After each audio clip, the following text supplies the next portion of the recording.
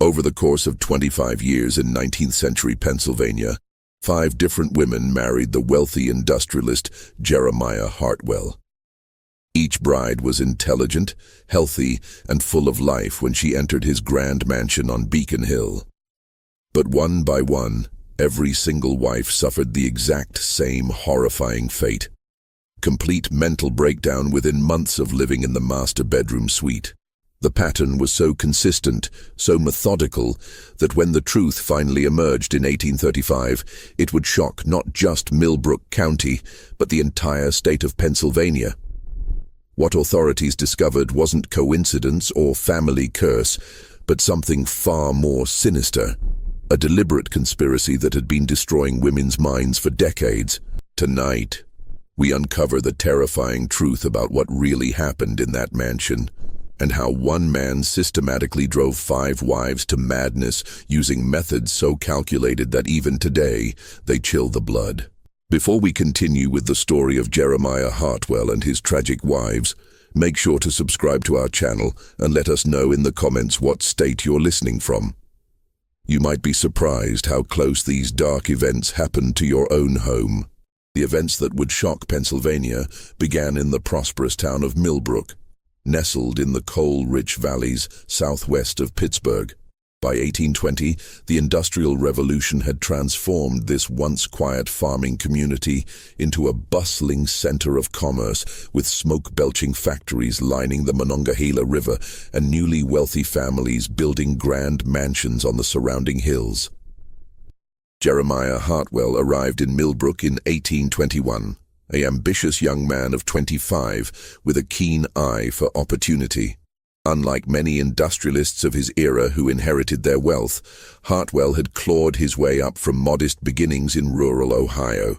His father had been a blacksmith, and Jeremiah had learned early that success required both intelligence and ruthless determination.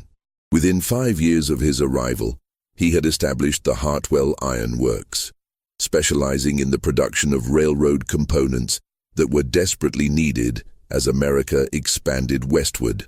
The Hartwell Mansion, completed in 1828, stood as a testament to his rapid rise. Perched on Beacon Hill overlooking the town, the 3-story Georgian structure boasted 42 rooms, imported marble fixtures, and manicured gardens that stretched for acres. The townspeople marveled at its grandeur, particularly the master bedroom suite that occupied the entire east wing of the 2nd floor.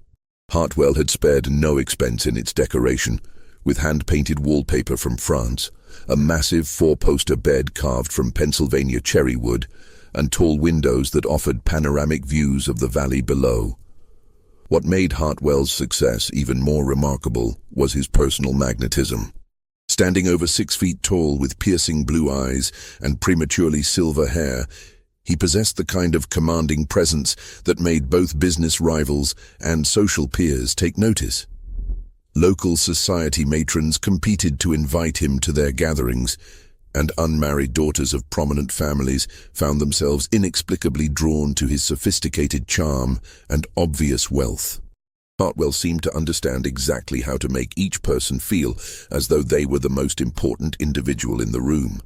This combination of wealth, charm, and social position made Jeremiah Hartwell the most eligible bachelor in western Pennsylvania.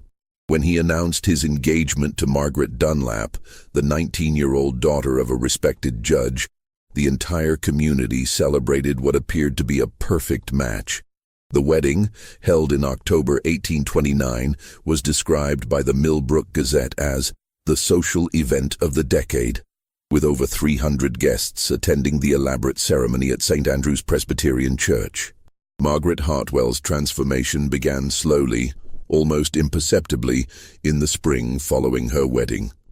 At first, the changes seemed like the natural adjustments of a young bride adapting to married life.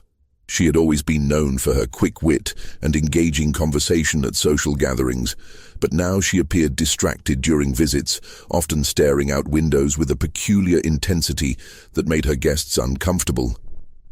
Her sister, Catherine Dunlap, later recalled in a private letter that Margaret had begun speaking about the house as though it were watching her. She would stop mid-conversation and turn toward empty doorways, Catherine wrote, as if someone had called her name. When I asked what she heard, she would smile in that strange way and say, "Just the house settling, dear sister. Old houses have their own language." By summer, Margaret's behavior had become noticeably erratic. She began refusing to sleep in any room other than the master bedroom, claiming that the house felt wrong when she wasn't in her proper place. The household staff, initially charmed by their mistress's gentle nature, grew increasingly uneasy as Margaret developed what they privately called the watching habit. She would position herself at the bedroom windows for hours, not looking out at the gardens or the town below, but staring intently at her own reflection in the glass, moving her head slightly from side to side as if studying herself from different angles. The breaking point came on a humid evening in August 1830. The Hartwells were hosting a dinner party for several prominent Pittsburgh businessmen when Margaret suddenly stood up in the middle of the main course, walked to the dining room's large mirror, and began having an animated conversation with her reflection. The guests watched in stunned silence as she gestured emphatically and appeared to be arguing with the image in the glass, occasionally laughing in a high-pitched manner that no one had ever heard from her before. She kept asking her why she looked so tired, recalled Thomas Pemberton, one of the dinner guests, in his journal. But the most unsettling part was that she seemed to be waiting for answers, pausing as if the reflection was speaking back to her. When Mr. Hartwell gently tried to guide her away from the mirror, she became agitated and insisted that she wasn't finished talking yet. That night, according to the testimony of Sarah Quinn, the head housekeeper, Margaret was found at 3 a.m. standing in the master bedroom, completely naked, methodically tearing down the French wallpaper strip by strip. When Sarah entered the room, Margaret turned with a serene smile and explained that she needs to see what's underneath. The walls, when fully exposed, revealed nothing but standard plaster and wooden laths. But Margaret nodded with satisfaction, as if she had uncovered some crucial secret. Dr. Harrison Henley, the family physician, was summoned the following morning. His examination revealed a physically healthy 20-year-old woman who appeared to be suffering from what he termed severe nervous exhaustion, complicated by obsessive melancholia. In his notes, which would later become crucial evidence, Dr. Henley wrote, "Mrs. Hartwell demonstrates an unusual fixation with mirrors and reflective surfaces, coupled with an insistence that her reflection is somehow separate from herself. Most disturbing is her absolute certainty that this other self provides her with information about the house and its history." Within 2 weeks, Margaret's condition had deteriorated to the point where she required constant supervision. She had become convinced that mirrors throughout the house contained messages that only she could interpret, and she spent her days moving from reflection to reflection, carrying on detailed conversations with what she called the other Margarets. When family members tried to cover the mirrors, she became violently agitated, scratching at the cloth coverings until her fingernails bled. The final incident occurred on September 15, 1830. Margaret somehow managed to gather every mirror, piece of polished silver, and reflective surface in the mansion into the master bedroom. She arranged them in a complex pattern around the room, then spent the entire night in what the housekeeper described as a conference with her other selves. By morning, she had lost the ability to recognize anyone, including her husband, and spoke only to the reflections which she insisted were her real family. Dr. Henley, after consulting with colleagues in Philadelphia, made the difficult recommendation that Margaret be committed to the Pennsylvania Hospital for the Insane. On a gray October morning, as autumn leaves swirled around the Hartwell mansion, Margaret was led away in a closed carriage, still calling over her shoulder to tell the others, "I'll be back soon." She would spend the remaining 43 years of her life in that institution, never recovering her sanity and never ceasing to search for mirrors in her restricted room. The commitment of Margaret Hartwell sent shockwaves through Millbrook's social elite, but the community's response revealed the complex attitudes toward mental illness that characterized the 1830s.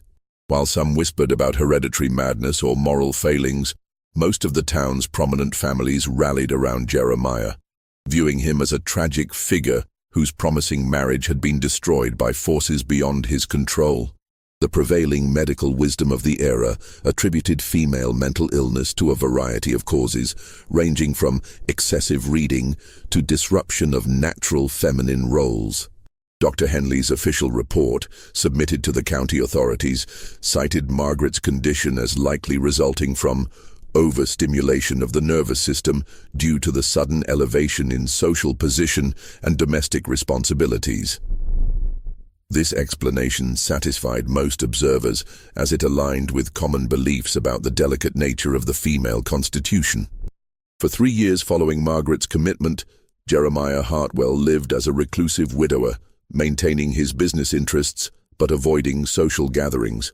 The master bedroom was sealed, its contents covered with white sheets, and Jeremiah moved to a smaller room on the 3rd floor. The household staff, reduced to just the essential positions, reported that their employer spent most evenings in his study, poring over medical texts and correspondence with various physicians about his wife's condition.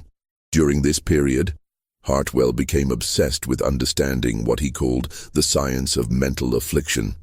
He accumulated an extensive library on topics ranging from phrenology to the latest European theories about nervous disorders. His personal journals, discovered decades later, reveal a man genuinely tormented by his wife's fate and desperately seeking rational explanations for her breakdown. In 1833, Jeremiah received word that Margaret had died in the asylum, her final years marked by progressive physical deterioration that accompanied her mental decline. The funeral was a small, private affair attended only by immediate family members. Margaret was buried in the Hartwell family plot in Millbrook Cemetery, her gravestone bearing only her name, dates, and the inscription, "Beloved wife, at peace." The tragedy seemed to mark the end of one chapter in Jeremiah's life, but those closest to him noticed that Margaret's death had changed him in subtle but profound ways. His business associates remarked that he had developed an almost obsessive attention to detail in his personal appearance and surroundings. He began requiring that all mirrors in his office be cleaned twice daily, and he had developed a habit of checking his reflection frequently throughout business meetings, as if verifying that he appeared normal to others.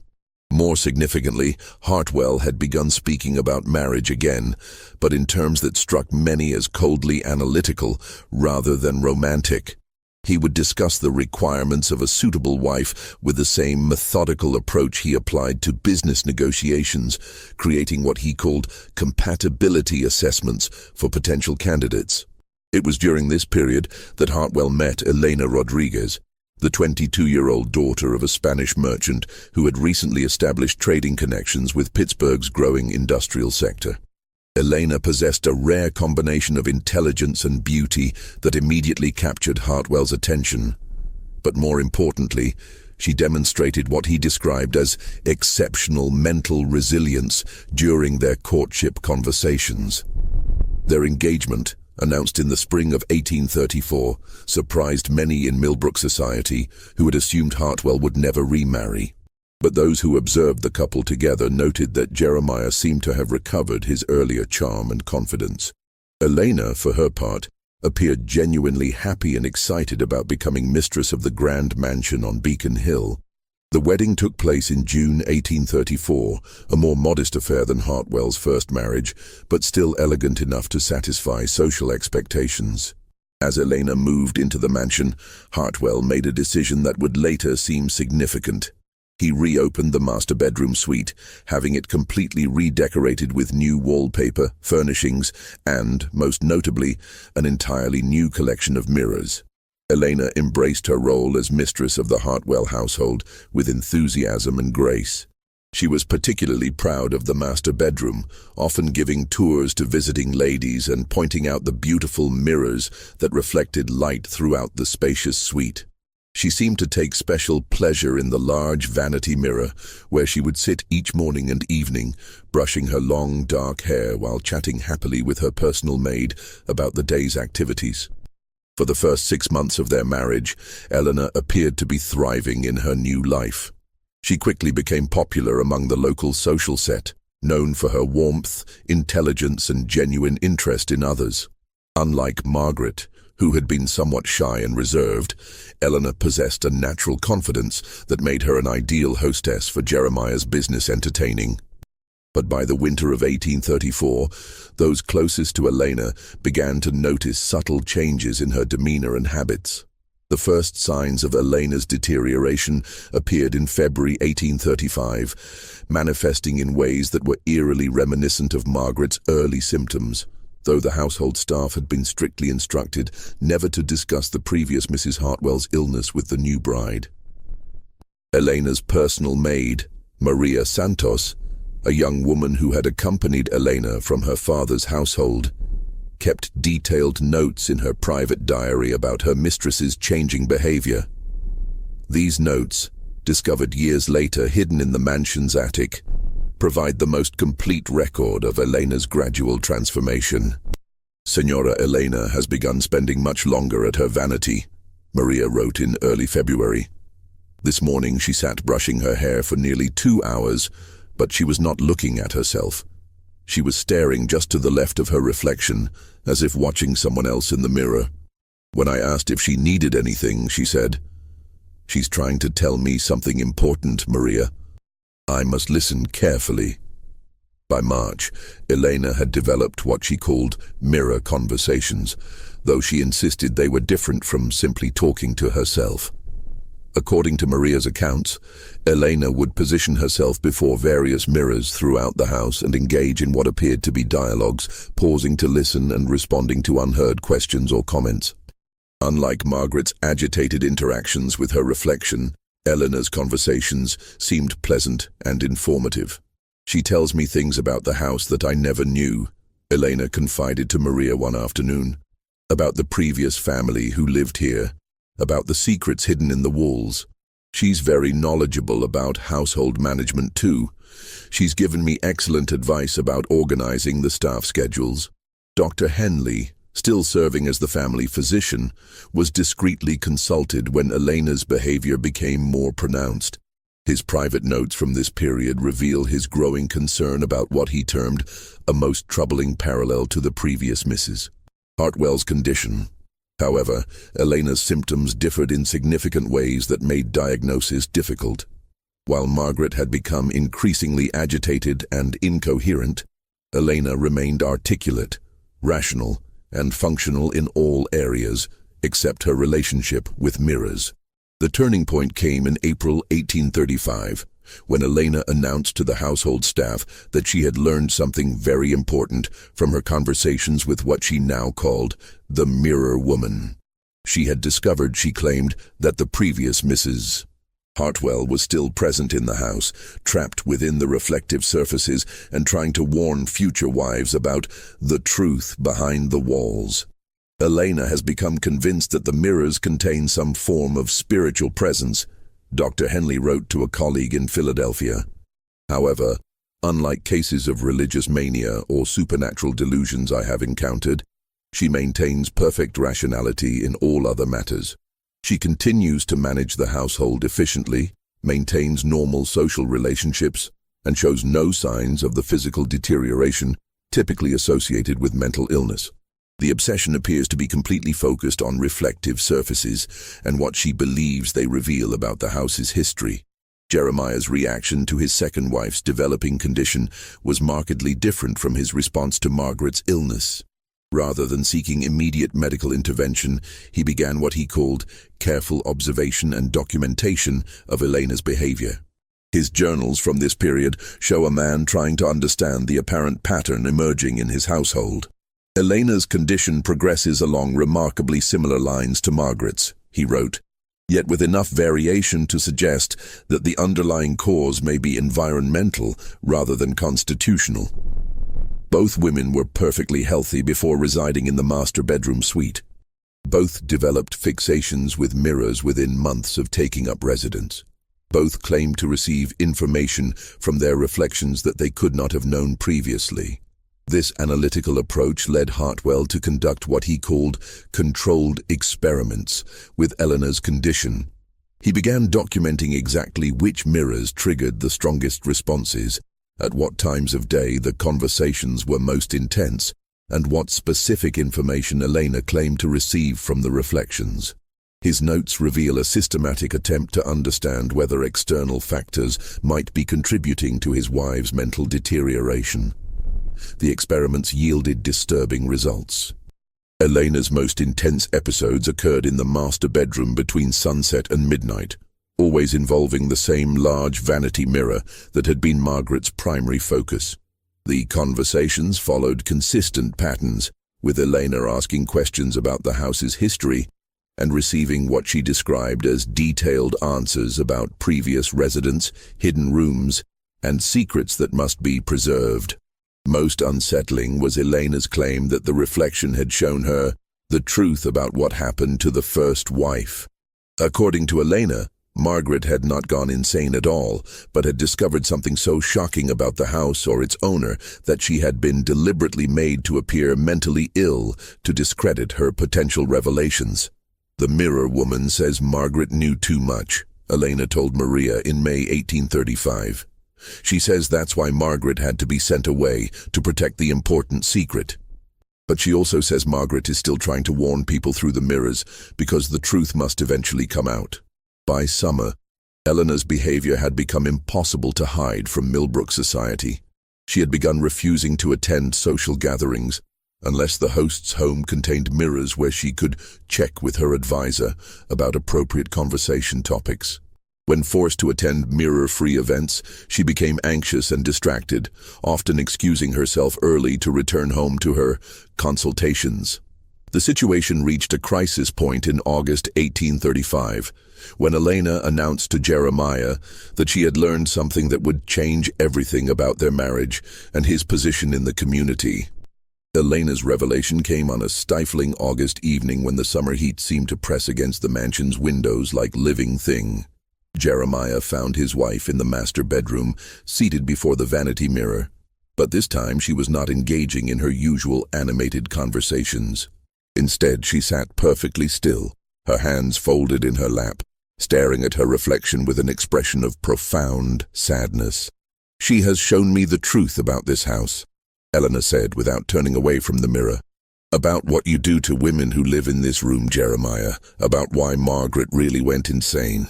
According to Jeremiah's journal entry from that evening, Elena then revealed a series of allegations that left him stunned.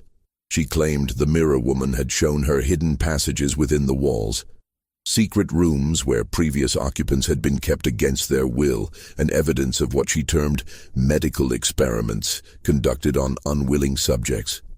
Elena has constructed an elaborate fantasy involving secret chambers and clandestine activities, Jeremiah wrote. She insists that Margaret discovered evidence of these alleged crimes and that her mental breakdown was artificially induced to silence her. Most disturbing is her claim that the mirrors somehow contain memories of these events, accessible only to women who spend enough time in the master bedroom. But Elena's accusations went beyond vague conspiracy theories. She provided specific details about the mansion's construction, claiming the mirror woman had revealed the existence of hidden passages that connected the master bedroom to unused sections of the house. She described elaborate monitoring systems built into the walls, and most shocking of all, she alleged that Jeremiah had been systematically drugging his wives with substances designed to cause hallucinations and mental confusion. "The medicine you give me for my headaches," Eleanor confronted her husband that night. "It's not medicine at all, is it? She showed me what it really does, how it makes women see things that aren't there, how it makes them appear insane to outside observers." Jeremiah's response to these accusations was swift and decisive. The next morning, he consulted with Dr. Henley about Eleanor's rapidly deteriorating mental condition, emphasizing the paranoid delusions and conspiracy theories that had replaced her earlier benign conversations with mirrors. Dr. Henley, already concerned about the parallels to Margaret's case, agreed that Eleanor posed a potential danger to herself and others. Mrs. Hartwell has developed a systematic delusional structure that mirrors the earlier case in disturbing ways, Dr. Henley noted. Her insistence on hidden passages and secret activities suggests a complete break from reality, possibly exacerbated by the isolation and stress of managing a large household. I fear that without immediate intervention, she may progress to the violent episodes that characterized the final stages of the first Mrs. Hartwell's illness. But Eleanor was not ready to be quietly committed to an asylum. Over the next several days, she began what she called her investigation, systematically examining the mansion's walls for the hidden passages the mirror woman had described. She recruited Maria and several other household staff members, convincing them to help search for loose panels, hollow spaces, and concealed doorways. The search yielded unexpected results. Behind a wardrobe in the master bedroom, Maria discovered a section of wall that sounded hollow when tapped. Further examination revealed a narrow panel that, when pressed, swung inward to reveal a cramped passage running between the walls. The passage, barely wide enough for a person to squeeze through, appeared to connect several rooms on the second floor and contained what Eleanor described as observation ports, small holes that allowed someone in the passage to see into the bedrooms without being detected. The mirror woman was right, Eleanor told Maria triumphantly. The passages are real, just as she said they would be. If this part of her story is true, then everything else must be true as well. The discovery of the hidden passages sent shockwaves through the household staff, but their impact on Jeremiah was even more profound. His journal entries from this period show a man struggling to maintain control of a situation that was spiraling beyond his ability to manage through conventional means. Elena's delusions have led to the discovery of architectural features I was unaware existed in my own home, he wrote. The previous owner made no mention of these passages during the property transfer, and I can only assume they were constructed for purposes I cannot fathom. However, Elena's interpretation of their significance has become completely divorced from rational explanation. She now views every aspect of the house's design as evidence of a vast conspiracy directed against women in general, and wives in particular. As word of Elena's discoveries spread through Millbrook's gossip networks, Jeremiah found himself facing questions he could not adequately answer. Why hadn't he known about the passages? What was their original purpose? Most importantly, how could he explain the disturbing coincidence that both of his wives had developed nearly identical forms of mental illness focused on the same bedroom and the same mirrors? The pressure intensified when Elena's father, concerned about reports of his daughter's behavior, arrived from Pittsburgh for an unannounced visit. Don Carlos Rodriguez was a shrewd businessman who had not built his trading empire by accepting convenient explanations for inconvenient problems. His meeting with Elena revealed a woman who appeared perfectly rational, except for her insistence on the mirror woman's revelations, and his subsequent conversation with Jeremiah raised questions that demanded immediate answers. My daughter claims she has discovered evidence of criminal activity in your household, Don Carlos informed Jeremiah during a tense evening meeting. She also alleges that her mental condition is being artificially induced through medications administered without her knowledge. These are serious accusations that cannot be dismissed simply because they originate from someone whose sanity is questioned. Just when we thought we'd seen it all, the horror in the Hartwell mansion intensifies. If this story is giving you chills, share this video with a friend who loves dark mysteries. Hit that like button to support our content, and don't forget to subscribe to never miss stories like this. Let's discover together what happens next, as the truth behind Five Wives' madness finally begins to emerge. The confrontation between Don Carlos and Jeremiah Hartwell took place in the mansion's library, a room notably devoid of mirrors or reflective surfaces. Elena had insisted on being present, claiming she needed to consult with her advisor before making any important decisions about her future. When informed that no mirrors were available in the library, she became agitated and requested that a hand mirror be brought to the meeting. "I cannot discuss important matters without her guidance," Elena insisted. She knows things about this house and its history that no one else understands. She has been trying to protect me, just as she tried to protect Margaret." Don Carlos's reaction to his daughter's behavior was markedly different from the responses of previous observers. Rather than dismissing Elena's claims as delusional, he began asking specific questions about the information she claimed to receive from the mirror woman. His approach revealed details that had not emerged during Dr. Henley's medical examinations. "Tell me exactly what this mirror woman has revealed about the house's previous occupants," Don Carlos requested. Elena's response provided information that should have been impossible for her to know. Detailed descriptions of the mansion's original owner, specific architectural features that predated Jeremiah's ownership, and most disturbing of all, accurate information about financial transactions and business dealings that had occurred before her arrival in Millbrook. Jeremiah's attempts to explain these revelations as coincidence or lucky guesses were undermined by Elena's continued accuracy.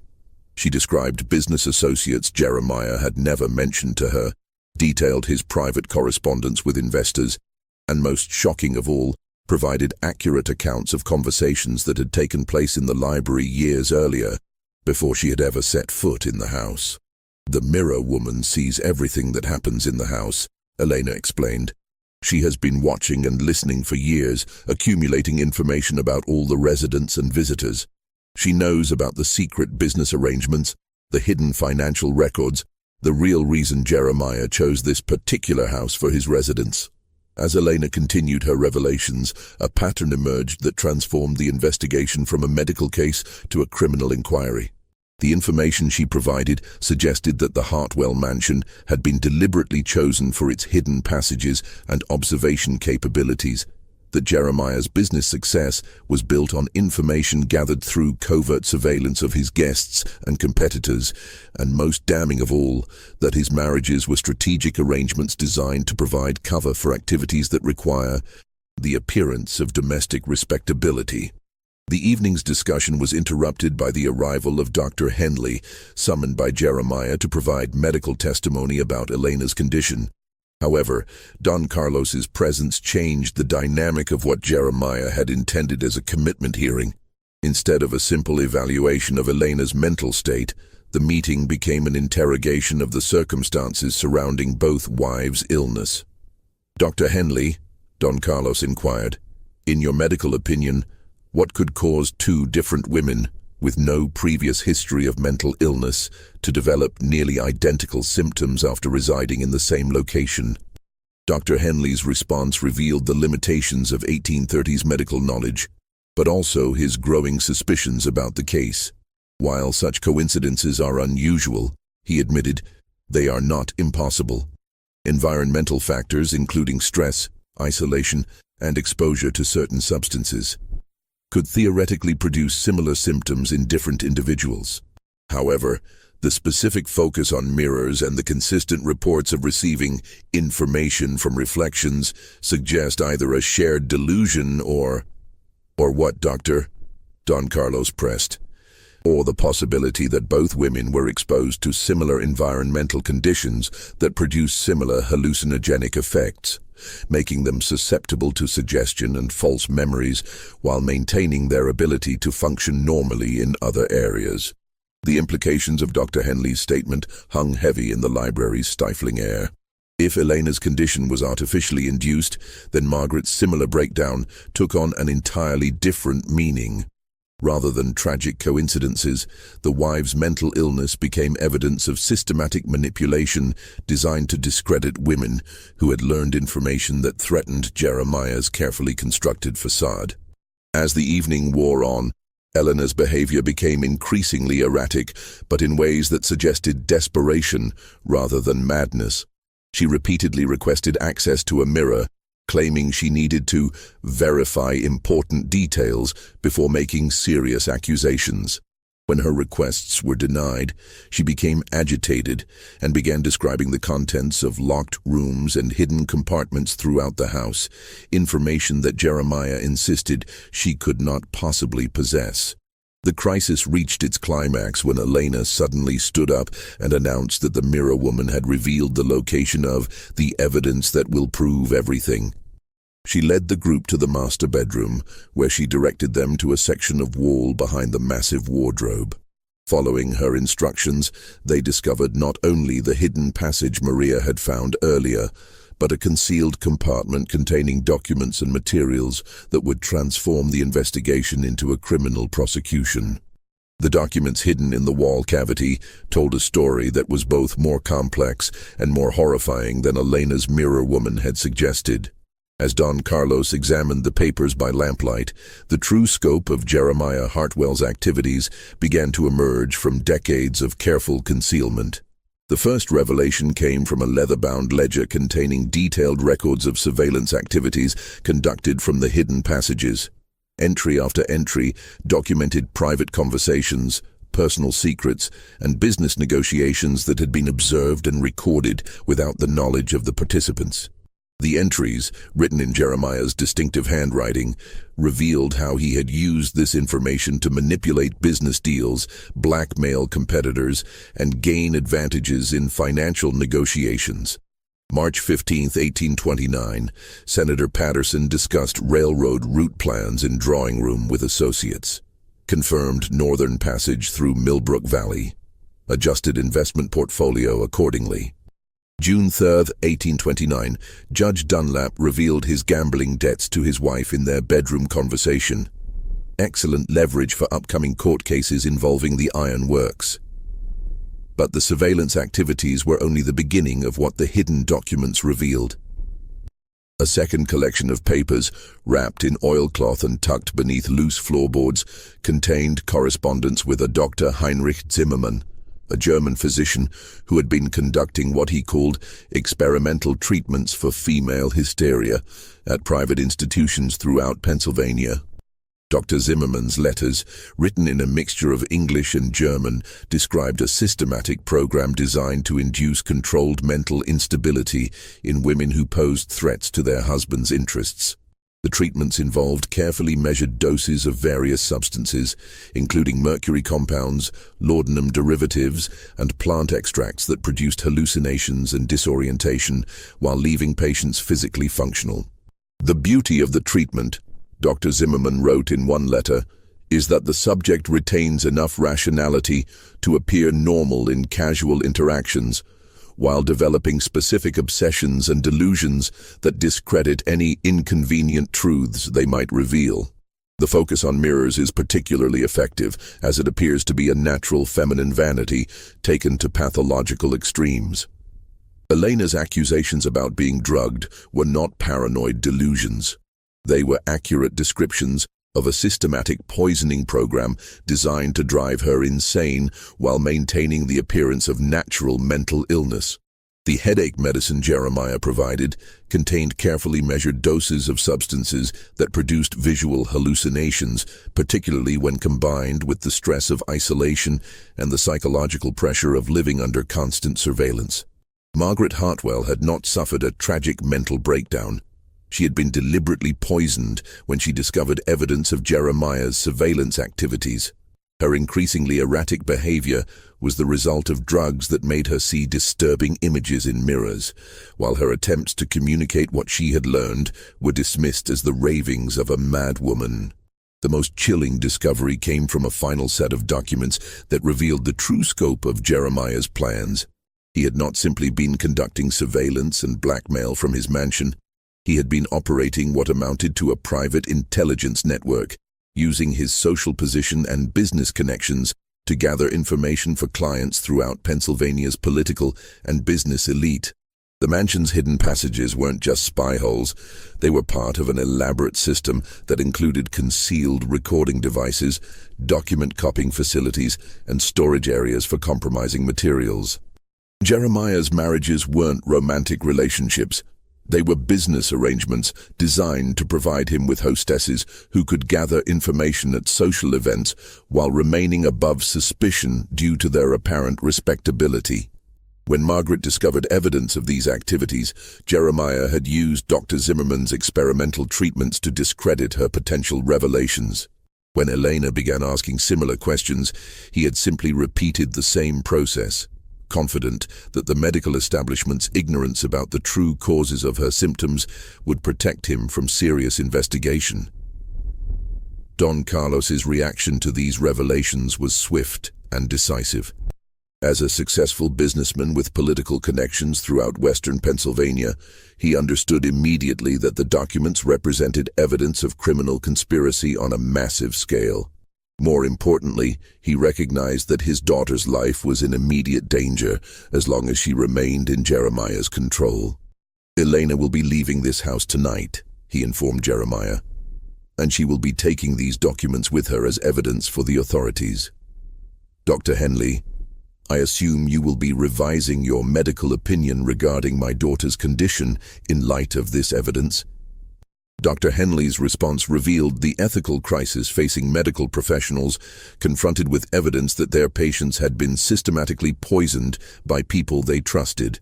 "If these documents are authentic," he said slowly, "then both Mrs. Margaret Hartwell and Mrs. Elena Hartwell were victims of deliberate poisoning designed to simulate mental illness. Mrs. Elena's condition should improve rapidly once the toxic substances are eliminated from her system." Jeremiah's reaction to the discovery was surprisingly calm, suggesting a man who had prepared for the possibility of exposure. "The documents you found are forgeries," he claimed, planted by Elena during her delusional episodes. "The correspondence with this alleged Dr. Zimmerman is fictional, designed to support her paranoid fantasies about being poisoned. I'm afraid her mental condition has progressed to the point where she's capable of creating elaborate false evidence to support her delusions." But Don Carlos had anticipated this defense. "Then you won't object to having the contents of these medicine bottles analyzed by independent chemists," he replied, producing the various compounds Jeremiah had been administering to Elena. "And you certainly won't mind if we bring in handwriting experts to verify whether these documents were written by you or by someone else." The confrontation might have continued indefinitely, but it was interrupted by an unexpected voice from the bedroom doorway. Sarah Quinn, the head housekeeper who had served the Hartwell family for over a decade, stepped into the room with an expression of grim determination. "I can't stay silent any longer," she announced. "I've watched 2 good women destroyed by what happens in this house, and I won't watch it happen to others. Mr. Rodriguez, your daughter is telling the truth about everything. I've seen the master administer the medicines, I've seen him using the passages to spy on guests, and I've seen what those treatments do to the ladies who live in this bedroom." Sarah's testimony provided the final piece of evidence needed to corroborate Elena's claims. As the head housekeeper, she had access to all areas of the mansion and had observed Jeremiah's activities over many years. More importantly, she had witnessed Margaret's deterioration and recognized the identical pattern beginning to emerge in Elena's behavior. "I prepared the medicines Mr. Hartwell gave to both wives," Sarah confessed, her voice trembling with years of suppressed guilt. "He told me they were treatments prescribed by Dr. Henley, but I noticed they came from unmarked bottles that arrived through private correspondence. When I asked about them, Mr. Hartwell said they were experimental remedies from European physicians that weren't available through local apothecaries." Sarah's detailed account revealed the methodical nature of Jeremiah's deception. She described how he had gradually increased the dosages of the mysterious compounds, timing the administration to coincide with periods when the wives spent extended time in the master bedroom. She had observed both women's growing fixation with mirrors, their increasing isolation from friends and family, and their progressive inability to distinguish between reality and hallucination. "The most terrible part," Sarah continued, "was watching them try to tell people what they were experiencing, only to have everyone dismiss their words as madness. Mrs. Margaret kept insisting that someone was watching her through the walls, that her food tasted strange, that the mirrors showed her things that couldn't be real. Everyone said it was nervous hysteria, but I knew something was wrong when Mrs. Elena began describing exactly the same experiences." Dr. Henley's professional reputation hung in the balance as the full scope of his unwitting participation in Jeremiah's scheme became clear. The medicines he had prescribed for both women's headaches and nervous conditions had been replaced with Jeremiah's poisonous compounds, administered under the guise of legitimate medical treatment. His diagnoses of mental illness had provided the perfect cover for systematic poisoning, allowing Jeremiah to destroy his wife's credibility while maintaining his own reputation as a caring husband dealing with family tragedy. "I need to examine Mrs. Elena immediately," Dr. Henley announced, his professional composure cracking under the weight of his realization. If she has been subjected to chronic poisoning with hallucinogenic compounds, there may be physical evidence that could support these allegations. More importantly, we need to begin treatments to counteract any substances still in her system. But even as the evidence mounted against him, Jeremiah Hartwell demonstrated the calculating intelligence that had made him successful in business and espionage. Rather than continuing to deny the accusations, he shifted to what appeared to be a confession designed to minimize his legal exposure. "You're correct that I have been conducting surveillance activities from this house," he admitted with calm deliberation. "The hidden passages were installed by the previous owner, a man with similar business interests who found them useful for gathering information about potential investors and competitors. When I purchased the property, I continued using these facilities because they provided significant advantages in commercial negotiations." Jeremiah's partial confession was carefully crafted to acknowledge the surveillance while denying the more serious charges of poisoning and conspiracy. He claimed that his wives had discovered the passages independently and had suffered mental breakdowns due to the stress of learning about his business activities. The medicines, he insisted, were legitimate treatments that had unfortunately proven ineffective against their deteriorating conditions. "Margaret became obsessed with the idea that I was using the passages to spy on her personally," Jeremiah explained, "when in reality I was simply conducting necessary business intelligence gathering. Her mental condition deteriorated rapidly once she became convinced that every aspect of our marriage was part of some elaborate deception. Elena has unfortunately followed a similar pattern, constructing elaborate conspiracy theories to explain perfectly legitimate business activities.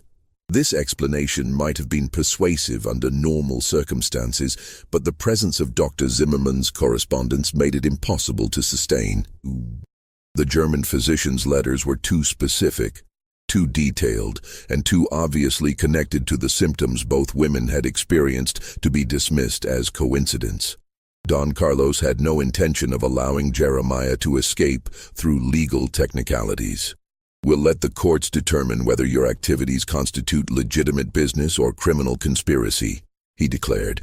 "In the meantime, Elena will be removed from this house immediately and placed under the care of physicians who haven't been compromised by your deceptions." The confrontation was reaching its conclusion when Elena herself, who had been sitting quietly during much of the discussion, suddenly spoke with a clarity and rationality that had been absent from her voice for months.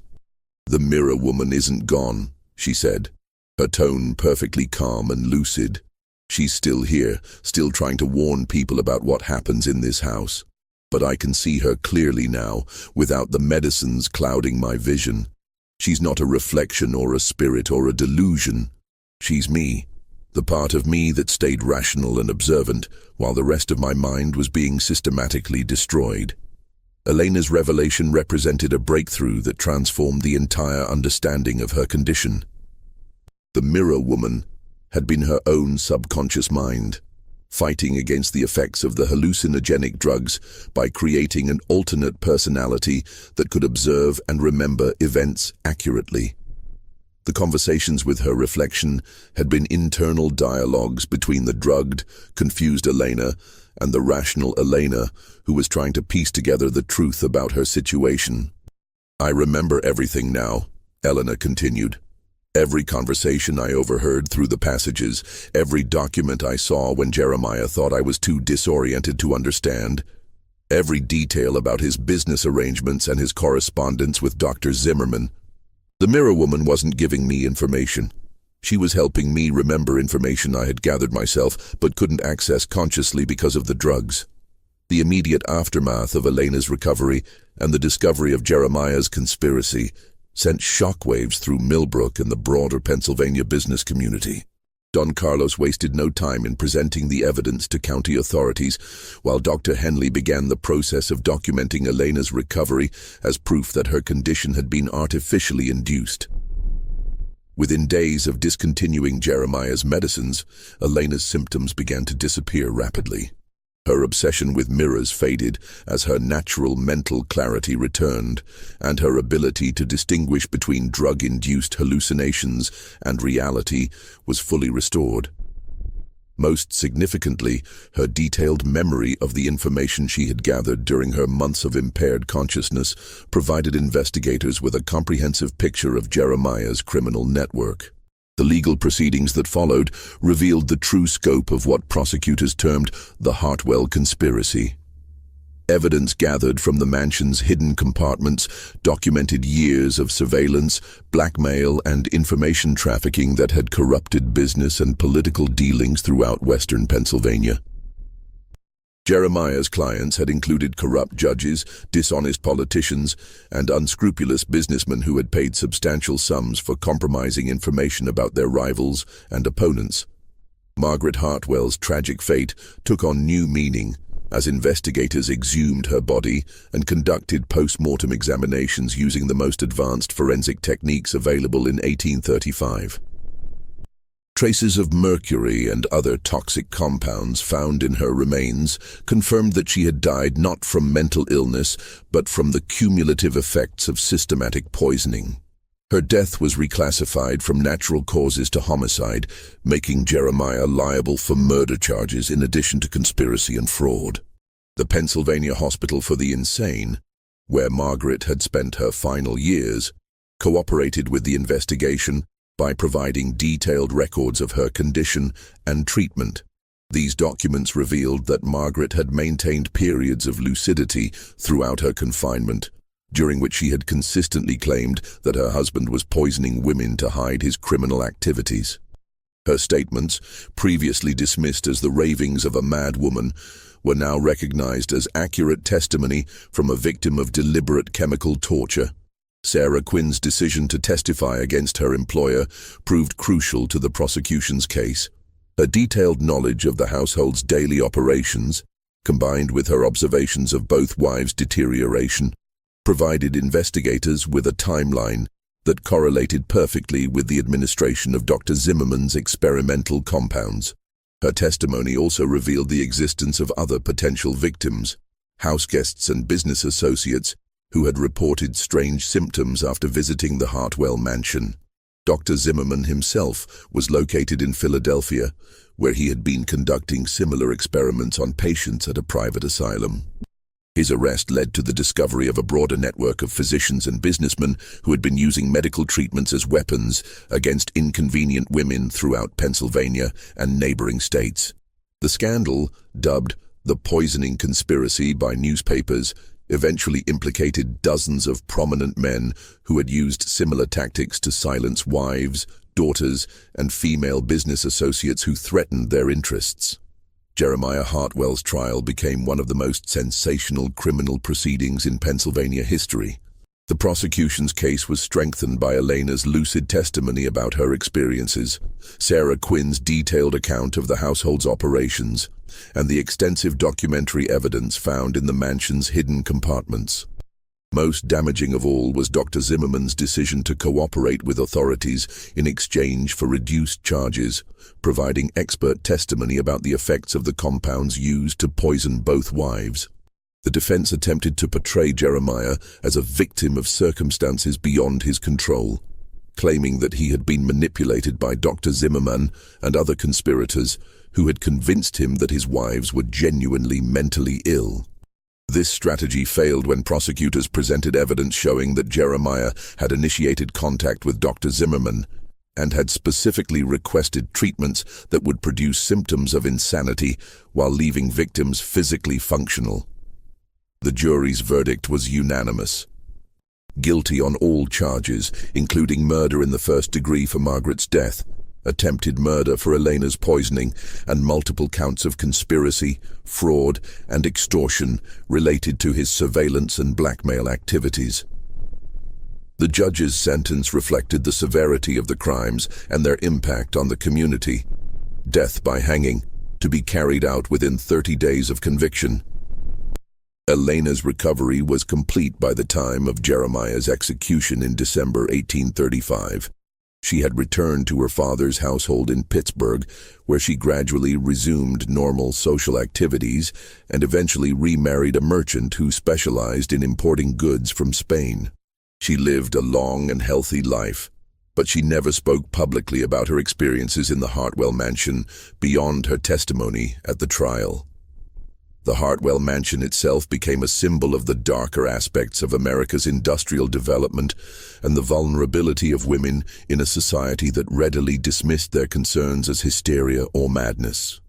The building was sold to satisfy Jeremiah's debts and was eventually converted into a boarding house for railroad workers. The hidden passages were sealed, the mirrors were removed, and the master bedroom was divided into smaller rooms to eliminate its associations with the tragic events. But the legacy of the Hartwell conspiracy extended far beyond the fate of one criminal and his victims. The case led to significant reforms in Pennsylvania's laws regarding the commitment of mentally ill patients, requiring independent medical evaluations and stricter oversight of private asylums. It also sparked a broader conversation about the use of medical treatments as tools of oppression and the need for better protection of women's legal rights. Dr. Henley, devastated by his unwitting participation in the poisoning scheme, devoted the remainder of his career to studying the effects of toxic compounds on mental health. His research, partly funded by compensation payments from Jeremiah's estate, contributed to the development of more sophisticated techniques for detecting poisoning and treating its effects. He also became an advocate for women's medical rights, arguing that female patients deserve the same quality of care and respect accorded to male patients.